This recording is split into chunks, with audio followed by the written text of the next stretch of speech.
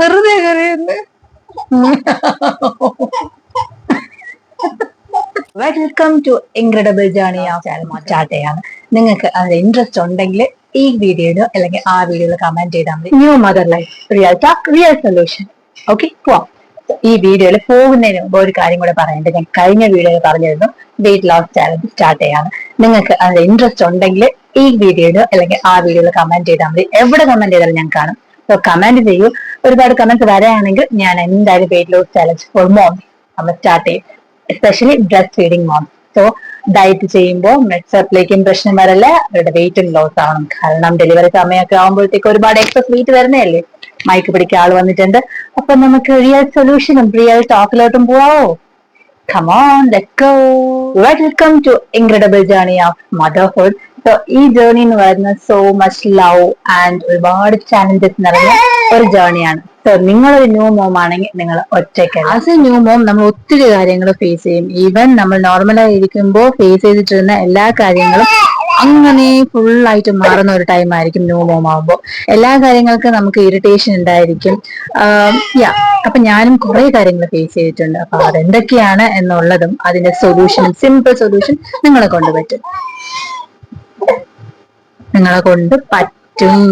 എന്നെ കൊണ്ട് കഴിഞ്ഞാൽ നിങ്ങളെ കൊണ്ട് കഴിയാതിരിക്കൂ. Let start with a big thing. ഏതാ? സ്ലീപ്പ് അല്ലേ മെയിൻ ആയിട്ട് ബാധിക്കാറുള്ളത്. അതെ. സോ നമ്മള് ബേബിക്ക് മുമ്പ് 8 hours ഉറങ്ങിക്കൊണ്ടിരുന്ന നമ്മള് ബേബി വന്നതിന് ശേഷം കോൺസ്റ്റന്റ്ലി എണീക്കണം. ചിലപ്പോൾ 2 hours ഉറങ്ങാൻ കിട്ടുന്നത് ഒരു വലിയ കാര്യമാണ്, അല്ലേ? സോ നിങ്ങൾ ന്യൂക്ലിയർ ഫാമിലിയിലാണ് ഉള്ളതെങ്കിൽ നിങ്ങളെ പാർട്ട്ണറിനോട് ഹെൽപ്പ് ചോദിക്കാം. ഹെൽപ്പ് മീൻസ് കാരണം കുഞ്ഞ് നമ്മുടെ മാത്രമല്ലല്ലോ, അമ്മയുടെ മാത്രമല്ല, അച്ഛനും അതില് അല്ലേ? സോ അതുകൊണ്ട് തന്നെ രണ്ടുപേരും ഒരുമിച്ച് കെയർ എടുക്കുവാണെങ്കിൽ ആ ഒരു സ്ട്രെസ്, സ്ലീപ്പിംഗിൽ ഉണ്ടാവുന്ന പ്രശ്നം മാറും. Yes, it's true. മോമിന് സ്ട്രെസ് ഉണ്ടായിരിക്കും. കോൺസ്റ്റന്റ്ലി എണീക്കും നമുക്ക് പ്രോപ്പർ ആയിട്ട് സ്ലീപ്പ് കിട്ടില്ല. സത്യം പറഞ്ഞത് പോകെ നമ്മുടെ ബോഡിയും നമ്മുടെ മൈൻഡ് അതങ്ങ് അക്സെപ്റ്റ് ചെയ്യും. പിന്നെ ചിലപ്പോൾ നമുക്ക് തോന്നും വേണ്ട, പാവം ഹസ് ജോലി കഴിഞ്ഞ് വന്നതല്ലേ, ഉറങ്ങട്ടെ എന്ന് തോന്നും. പക്ഷെ ഇപ്പോഴത്തെ ഹസ്ബൻഡ്സ് വന്നിട്ട് നല്ല ക്യൂട്ട് ആൻഡ് നല്ല കെയറിങ് ആണ്. നൈറ്റ് ഒക്കെ എണീറ്റിരുന്ന് കുഞ്ഞ് ഉറങ്ങാതിരുന്ന് നമ്മൾ ഉറക്കുമ്പോഴത്തേക്കും ഹസ്ബൻഡ് ഹെൽപ്പ് ചെയ്യും. സോ നിങ്ങൾക്ക് നിങ്ങളുടെ ഹസ്ബൻഡിനോട് ഹെൽപ്പ് ചോദിക്കാം. പിന്നെ ഉള്ളത്, നിങ്ങളുടെ ജോയിന്റ് ഫാമിലിയിലാണെങ്കിൽ എസ് യൂഷ്വൽ സിമ്പിൾ, നിങ്ങളുടെ മദർ ഇൻ ലോ അല്ലെങ്കിൽ നിങ്ങളുടെ വീട്ടിലാണെങ്കിൽ അമ്മയുടെ അടുത്ത്, നിങ്ങൾക്ക് സിബ്ലിങ്സ് ഉണ്ടെങ്കിൽ അഫ്കോഴ്സ്. എനിക്കാണെങ്കിൽ ഇവിടെ ഞാൻ പറഞ്ഞ 2 കാര്യങ്ങൾ എന്റെ റിയൽ എക്സ്പീരിയൻസ് പറയുകയാണെങ്കിൽ, എന്റെ വീട്ടിൽ നിൽക്കുമ്പോൾ ഫുൾ കെയറിങ് എന്റെ അനിയത്തി തന്നെയാണ്. നൈറ്റ് എനിക്ക് സി സെക്ഷൻ ആയതുകൊണ്ട് തന്നെ ഭയങ്കര ഡിഫിക്കൽട്ട് ഉണ്ടായിരുന്നു എണീറ്റ് ഇരുന്ന് ഫീഡ് ചെയ്യാനായിട്ട്. അപ്പൊ ഞാൻ ഇരുന്ന് ഫീഡ് ചെയ്തതിനു ശേഷം ഉറങ്ങിയില്ലെങ്കിൽ എന്റെ അനിയത്തിയായിരുന്നു കൊണ്ട് നടന്നിരുന്നത്. സോ മച്ച് എനിക്ക് ഭയങ്കര ഹെൽപ്ഫുൾ ആയിരുന്നു എന്റെ അനിയത്തി. പിന്നെ അതിനുശേഷം എന്റെ ഹസ്ബൻഡ് ഇരുന്നപ്പോഴും സെയിം ലൈക്ക് ഹസ്ബൻഡ് കൊണ്ട് നടക്കുമായിരുന്നു. രാത്രി ഉറങ്ങാതെ ഇരുന്ന് പാവം തോന്നും, എന്നാലും ഓക്കെ. സോ സപ്പോർട്ട് ചെയ്തതുപോലെ നിങ്ങൾക്കും നിങ്ങളുടെ പാരന്റ്സിന്റെ അടുത്ത്, നിങ്ങളുടെ സിബ്ലിങ്സിന്റെ അടുത്ത് അല്ലെങ്കിൽ നിങ്ങളുടെ ഹസ്ബൻഡിന്റെ അടുത്ത് ഒന്നും തിങ്ക് ചെയ്യണ്ട, എന്ത് വിചാരിക്കും അങ്ങനെ ഒന്നും തിങ്ക് ചെയ്യണ്ട. നിങ്ങൾ ഹെൽപ്പ് ചോദിക്കുക, ദേ വിൽ ഡു, ആൻഡ് നിങ്ങൾക്ക് നല്ലൊരു സ്ലീപ്പ് കിട്ടും. പക്ഷേ 8 hours സ്ലീപ്പ് കിട്ടുമെന്ന് വെച്ചാൽ ഇല്ല. പക്ഷെ ടയേർഡ് ഇല്ലാത്ത ഒരു സ്ലീപ്പ് നിങ്ങൾക്ക് കിട്ടും. Second challenge, feeling isolated and lack of identity. So ശരിക്കും പറഞ്ഞാൽ ഈ ഒരു സംഭവം എനിക്ക് ശരിക്കും ഫീൽ ചെയ്ത ഒരു കാര്യമാണ്. ഐസൊലേറ്റഡ് അതിലുപരി മെയിൻ ആയിട്ട് എങ്ങനെയാന്ന് വെച്ചാല്, ഇത്രയും ദിവസം ആ ഒരു 9 month നമ്മൾ എല്ലാവരും കെയർ ചെയ്യും. കുഞ്ഞ് വന്നതിന് ശേഷം അവരുടെ എല്ലാവരുടെയും ഫോക്കസ് ഭാവിയോടാവും. സോ നമ്മൾ വിചാരിക്കും, അപ്പൊ ഇവർക്ക് ആർക്കും എന്നോട് ഇഷ്ടമല്ലായിരുന്നു, എന്റെ കുഞ്ഞിനോടായിരുന്നല്ലേ ഇഷ്ടം. കുഞ്ഞ് പുറത്തു വന്നപ്പോ എല്ലാവരും കുഞ്ഞിനെ ഫോക്കസ് ചെയ്യുന്നു, അല്ലെ? അങ്ങനെ ഒരു സംഭവം ഐഡന്റിറ്റി. ഞാൻ ഇത്രയും ദിവസം ഒരു ജോബ് ചെയ്തിട്ടിരുന്നു. ഇപ്പൊ ആ ജോബ് എന്നെ കൊണ്ട് ചെയ്യാൻ പറ്റുന്നില്ല. ഞാൻ ബിഫോർ പ്രഗ്നൻസിക്ക് ഇരുന്ന ഒരു ആളെ അല്ല ഇപ്പോ. എനിക്ക് എന്റെ ജോബ് ചെയ്യാൻ പറ്റുന്നില്ല, എന്റെ ഐഡന്റിറ്റി ഫുൾ നഷ്ടപ്പെട്ടു എന്നുള്ളൊരു തോട്ട് ഇത് മാക്സിമം അമ്മമാർക്ക് വരും, എനിക്കും വന്നിട്ടുണ്ട്. ഫീലിംഗ് ഓഫ് ഐസൊലേഷൻ, പിന്നെ ആ ന്യൂ ഐഡന്റിറ്റി, മോം എന്ന് പറയുന്ന ന്യൂ ഐഡന്റിറ്റി അക്സെപ്റ്റ് ചെയ്യാൻ ഒരു കഷ്ടം. എന്നെയൊക്കെ അപേക്ഷിച്ച് ഞാൻ ഡെലിവറി കഴിഞ്ഞതിന് ശേഷം ഞാൻ അമ്മ എന്ന് പറയുന്നത് അക്സെപ്റ്റ് ചെയ്യാൻ കഷ്ടം. ഞാനും അമ്മയാണോ? ഞാൻ അമ്മ എന്ന് വിളിച്ചിട്ടിരുന്നു.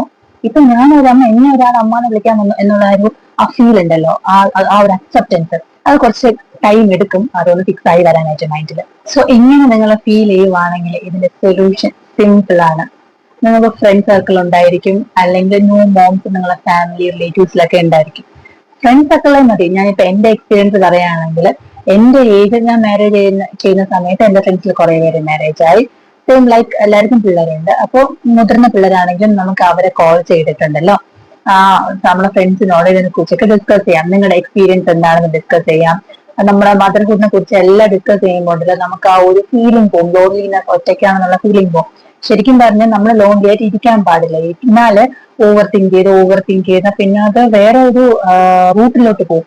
അതുകൊണ്ട് അങ്ങനെ ഓവർ തിങ്ക് ചെയ്യണം നിൽക്കാതെ അതിനുള്ള സ്പേസ് കൊടുക്കാതെ നിങ്ങൾ കോൾ ചെയ്ത് നിങ്ങളുടെ ഫ്രണ്ട്സിനോട് സംസാരിക്കും. പണ്ട് നിങ്ങൾ കോൾ ചെയ്ത് ഫ്രണ്ട്സിനോട് എന്തൊക്കെ സംസാരിക്കും? പുറത്തു പോകുന്ന സംസാരിക്കുമായിരിക്കും, സ്റ്റഡീസിനെ കുറിച്ച് സംസാരിക്കുമായിരിക്കും, അങ്ങനെ ഒത്തിരി കാര്യങ്ങൾ സംസാരിക്കും. ഇപ്പൊ നിങ്ങൾ ഫ്രണ്ട്സിനോട് സംസാരിക്കുമ്പോൾ നിങ്ങളുടെ മദർഹുഡിനോട് സംസാരിക്കാൻ നിങ്ങൾക്ക് കിട്ടുന്നുണ്ട് ടൈം അല്ലേ. ഇപ്പൊ നിങ്ങൾ സംസാരിക്കുമ്പോൾ മദർഹുഡിനെ കുറിച്ച് സംസാരിക്കുക. എന്നെ അപേക്ഷിച്ചിട്ട് യെസ്, എന്റെ ഫ്രണ്ട് രശ്മിനി, അവളെ വീഡിയോ കാണില്ല എന്ന് എനിക്ക് ഉറപ്പാണ്. ഈവൻ അവൾ സബ്സ്ക്രൈബ് പോലും ചെയ്ത് വെച്ചിട്ടില്ല. ടോപ്പിക്ക് മാറി പോകുന്നില്ല. അപ്പോൾ അവളെയാണ് ഞാൻ മാക്സിമം വിളിക്കാറുള്ളത്. വിളിച്ച് ഇതിന്റെ ഡൗട്ട് അത്രയും ക്ലിയർ ചെയ്യും. സോ ദാറ്റ് എന്റെ കഷ്ടങ്ങൾ ഞാൻ അവളോട് ഷെയർ ചെയ്യും, അവളെ കഷ്ടങ്ങൾ എന്നോട് ഷെയർ ചെയ്യും. റിലാക്സ് ആവും മൈൻഡ്. സോ ആ ലോൺലിനെസ് ഒരു ഫീൽ ഉണ്ടാവില്ല. എനിക്കൊരാൾ അവിടെ ഉണ്ട്, വിളിച്ചൊന്ന് ചോദിക്കാനും സംസാരിക്കാനൊക്കെ ഒരാളുണ്ട് എന്നുള്ളൊരു മൈൻഡ് ഉള്ളത് കൊണ്ട് ലോൺലിനെസ് ഫീൽ ആവില്ല. പിന്നെ ആ ലാക്ക് ഓഫ് ഐഡന്റിറ്റി. ശരിക്കും പറഞ്ഞാൽ നിങ്ങൾക്ക് ഇഷ്ടപ്പെട്ട കാര്യങ്ങളൊക്കെ ചെയ്യാൻ തുടങ്ങും. പെയിന്റിങ് ആണെങ്കിലും ഒരുപാട് കാര്യങ്ങളുണ്ടല്ലോ, ഗാർഡനിങ്, ക്രാഫ്റ്റ്, കുക്കിംഗ്, അപ്പം യുവർ വിഷ്. നിങ്ങൾക്ക് ഇഷ്ടപ്പെട്ട കാര്യങ്ങൾ നിങ്ങൾ ചെയ്യുക. അപ്പൊ നിങ്ങൾക്ക് ആ ഒരു ഫീൽ വരും. നിങ്ങളുടെ ഐഡന്റിറ്റി നഷ്ടപ്പെട്ടിട്ടില്ല, നിങ്ങൾ പണ്ട് ചെയ്തിരുന്ന എല്ലാ കാര്യങ്ങളും നിങ്ങൾ റീസ്റ്റാർട്ട് ചെയ്യും. ഓക്കെ, സോ നിങ്ങൾക്ക് ഒരു പീസ്ഫുൾ മൈൻഡ് ആൻഡ് ഈ ഒരു ബാഡ് തിങ്കിങ്ങും ഓവർ തിങ്കിങ്ങും ഒന്നും വരില്ല. നിങ്ങളുടെ ഹാപ്പി മോമായിരിക്കും, അടിപൊളിയായിരിക്കും, നിങ്ങളുടെ കുഞ്ഞും ഹാപ്പി ആയിരിക്കും. Challenge body image and postmortem recovery. Seriously പറയാലോ, ഞാൻ ഒരുപാട് ഫേസ് ചെയ്തൊരു കാര്യമാണ് ഈ ബോഡി ഷെയ്മിങ് എന്ന് പറയുന്നത്. മോം ആയതിനു ശേഷം ആസ് യൂഷ്വൽ നമ്മുടെ ബോഡി വെയിറ്റ് വെക്കും. നമ്മുടെ പാർട്ട്ണർ നമ്മളെ ഹെൽപ്പ് ചെയ്യും, ചിലപ്പോൾ നമ്മുടെ ഫാമിലി മെമ്പേഴ്സ് നമ്മളെ നല്ല സപ്പോർട്ട് ചെയ്യും. നീ വിഷമിക്കേണ്ട, നീ പണ്ടത്തെ പോലെ ആവും എന്ന് പറഞ്ഞിട്ട് ചെയ്യും. പക്ഷെ പുറത്തുള്ള ആൾക്കാർക്ക് ഇതൊന്നും അറിയേണ്ട ആവശ്യമില്ല.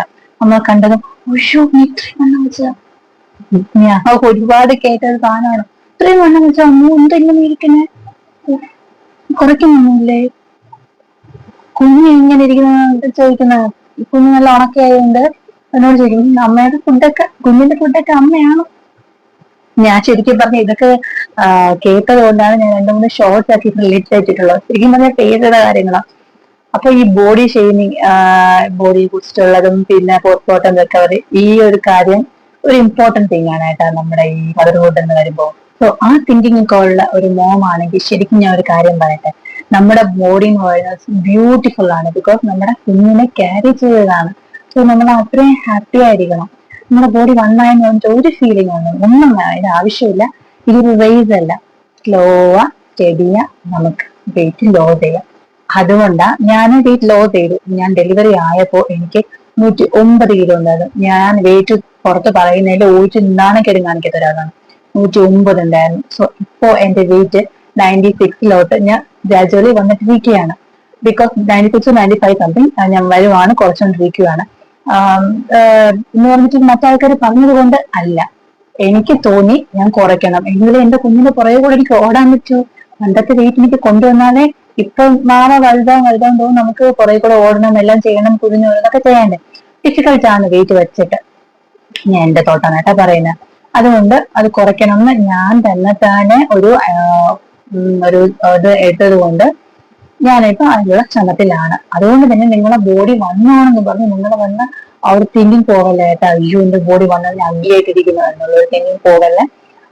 ഇതൊക്കെ പതുക്കെ ശരിയാവും. നിങ്ങളെ ഫുഡ്, നല്ല ഫുഡ് കഴിക്ക്, ജെന്റിൽ വാക്ക് കൊടുക്ക്. ഇതൊക്കെ ആവുമ്പോഴത്തേക്കും സി സെക്ഷനുള്ള മോമൊക്കെ ആണെങ്കിൽ ആ പെയിൻ ഒക്കെ ഉണ്ടായിരിക്കും. ഫസ്റ്റ് 2 months ഒക്കെ പെയിൻ ഉണ്ടായിരിക്കും.